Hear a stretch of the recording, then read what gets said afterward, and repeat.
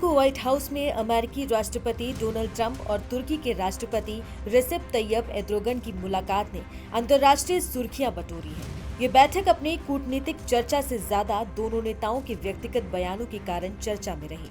Trump ने Erdogan को मनमौजी यानी कि हाईली ओपिनियटेड कहा और एर्दोगन ने भी पलटवार करते हुए कहा कि आमतौर पर मुझे मनमौजी लोग पसंद नहीं आते, लेकिन ये हमेशा पसंद आते हैं। इस मनमौजी दोस्ती के पर्दे के पीछे अमेरिका ने रूस पर दबाव बढ़ाने और नाटो के रिश्ते मजबूत करने के लिए तुर्की से एक बड़ी मांग रखी है।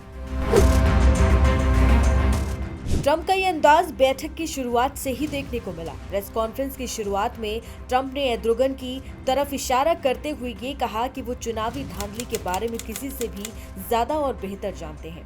ये एक सीधा तंज था क्योंकि एर्दोगन 2014 से लगातार सत्ता में हैं और उनके विपक्षी उन पर निरंकुश व्यवहार का आरोप लगाते हैं। इसी निरंकुशता के चलते इस्तांबुल के लोकप्रिय मेयर इक्रेम इमामोग्लू जैसे मजबूत विपक्षी नेता महीनों से हिरासत में हैं। इस तरह की राजनीतिक चुटकी लेकर ट्रंप ने स्पष्ट कर दिया कि दोनों नेताओं की दोस्ती भले ही पुरानी हो, लेकिन कूटनीतिक विवाद कायम है।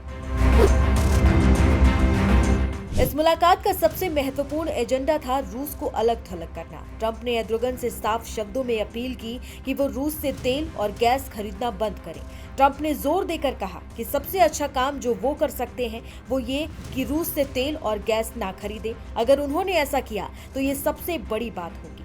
ट्रंप की ये मांग यूक्रेन युद्ध के संदर्भ में नाटो सहयोगियों पर दबाव बढ़ाने की व्यापक अमेरिकी रणनीति का हिस्सा है। ट्रंप ने हाल ही में नाटो सदस्यों को एक खुला पत्र भी लिखा था जिसमें उन्होंने रूसी तेल खरीदने वाले देशों के खिलाफ बड़े प्रतिबंध लगाने की चेतावनी दी थी। ट्रंप का कहना था कि रूस से तेल खरीदना बातचीत की स्थिति को कमजोर करता है। इस बैठक का दूसरा सबसे बड़ा मुद्दा था तुर्की पर लगे अमेरिकी प्रतिबंध और हथियारों की बिक्री। तुर्की को 2017 में रूसी S-400 एंटी एयरक्राफ्ट मिसाइल खरीदने के कारण 2019 में अमेरिका के उन्नत F-35 लड़ाकू जेट प्रोग्राम से बाहर कर दिया गया था।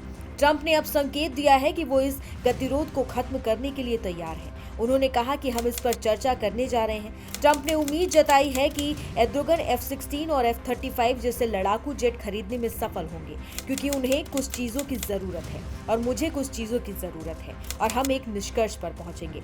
इसका सीधा मतलब है कि रूस से दूरी बनाने के बदले में तुर्की के लिए अत्याधुनिक अमेरिकी हथियारों का रास्ता खुल सकता है। ट्रंप ने पैट्रियट मिसाइल सिस्टम पर बातचीत और टैरिफ हटाने पर भी सहमति जताई।